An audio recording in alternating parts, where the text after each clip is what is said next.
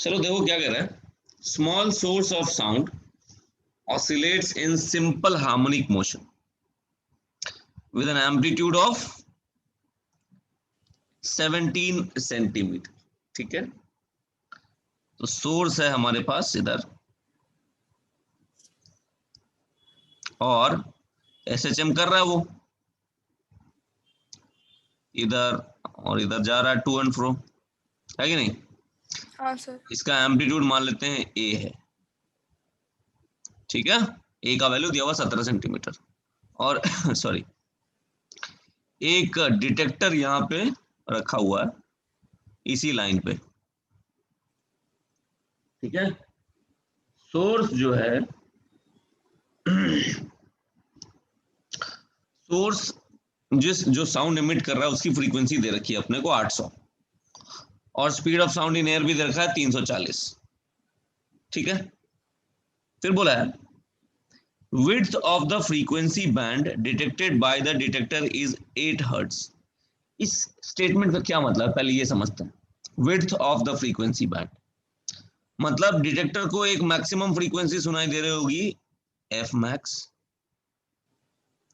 और डिटेक्टर को एक मिनिमम फ्रीक्वेंसी सुनाई दे रही होगी एफ मिन। तो बोला है कि एफ मैक्स माइनस एफ मिन this is the width of the frequency band, जो कि कितना दिया हुआ है 8 हर्ट्ज। 8 हर्ट्ज, है ना? हाँ। अच्छा, अब सवाल ये उठता है कि डिटेक्टर को मैक्सिमम फ्रीक्वेंसी जो सुनाई देगी उसकी वैल्यू क्या होगी?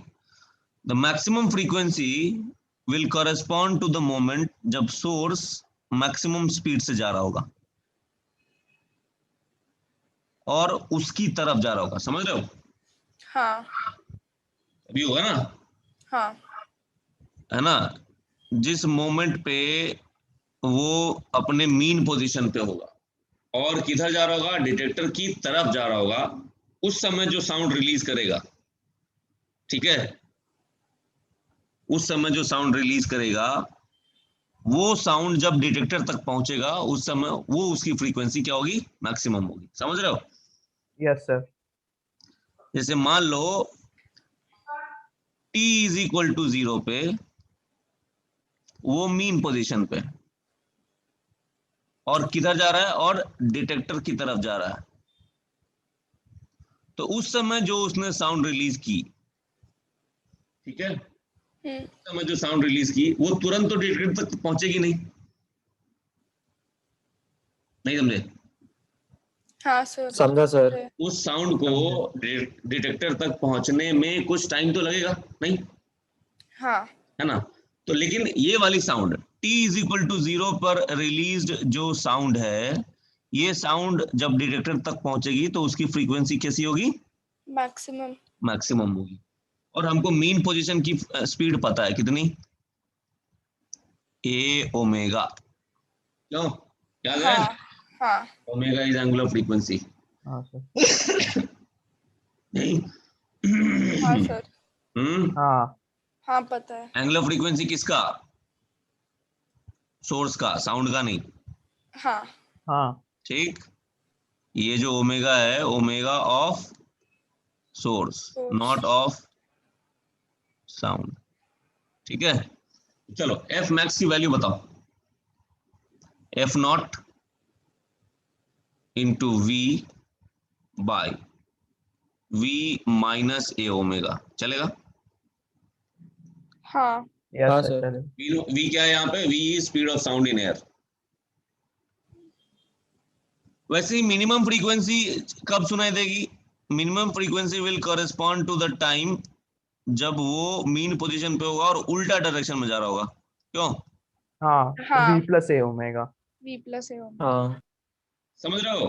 Speed sir. मैक्सिमम होगी, है ना, स्पीड मैक्सिमम होगी टुवर्ड्स डिटेक्टर, तो मैक्सिमम फ्रीक्वेंसी, स्पीड मैक्सिमम होगी अवे फ्रॉम डिटेक्टर, तो मिनिमम फ्रीक्वेंसी। Minimum frequency. समझ में आ रहा है तुम लोगों को, चोमू लोग? हाँ सर समझ रहा है। समझा समझे सर। ना? हाँ सर। चलो, तो ये हो जाएगा v प्लस ए ओमेगा ये कितना हो गया 8, और फ्रीक्वेंसी है 800।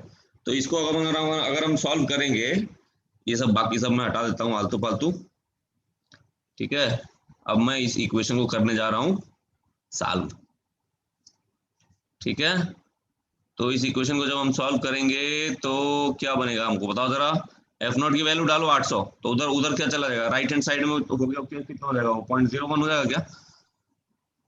हाँ सर। क्या हाँ बोला? वी कॉमन आया, हाँ 1/v minus a omega minus 1/v plus a omega, उधर जाके वो एफ नॉट 800 था, तो 8/800 हुआ, हाँ फ्रीक्वेंसी 800 था ना। हाँ साउंड का फ्रीक्वेंसी एफ नॉट है ना। अरे बोलो ना रे। हाँ सर।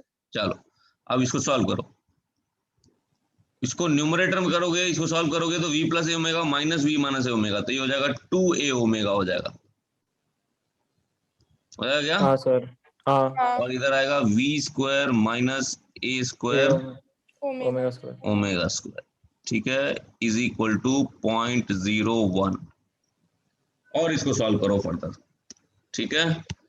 इसको फर्दर सॉल्व करो, v की वैल्यू डालो, v की वैल्यू दे रखी है 340, ये और कम हो गया क्या? हो गया।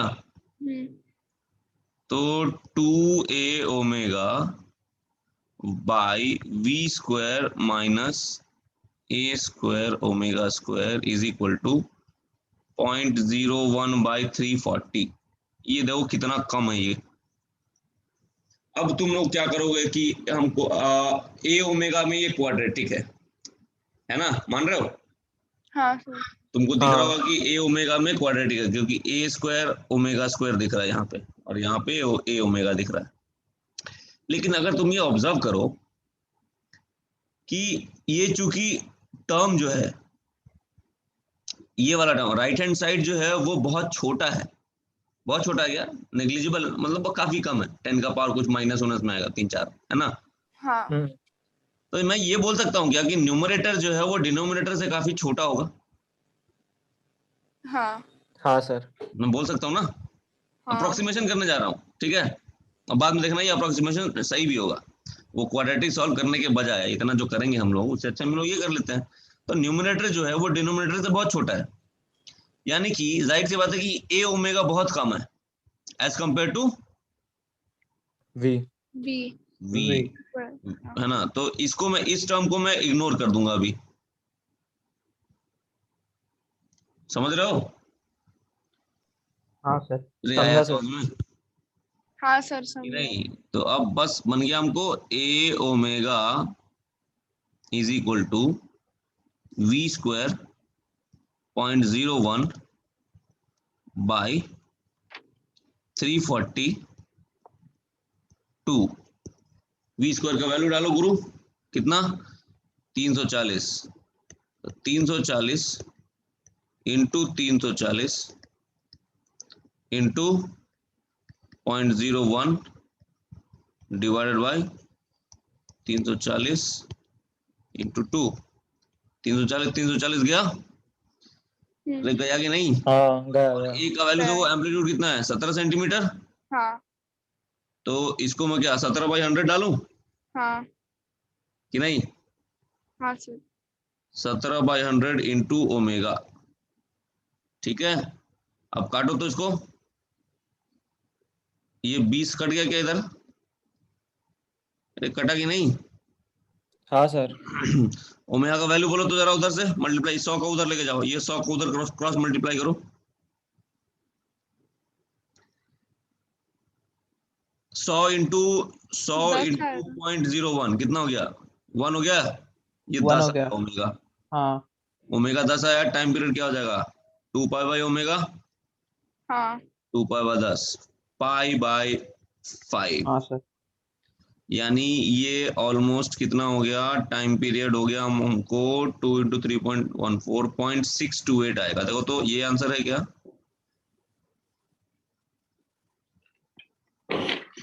0.63 है सर। हाँ जो भी है। आया हाँ। समझ में? हाँ हाँ सर। तो देखो कितना लल्लू कर दिया ना इसको अप्रोक्सीमेशन करके, अप्रोक्सीमेशन नहीं लिया तो बहुत आउट है। बहुत गंदा था ये। हाँ सर।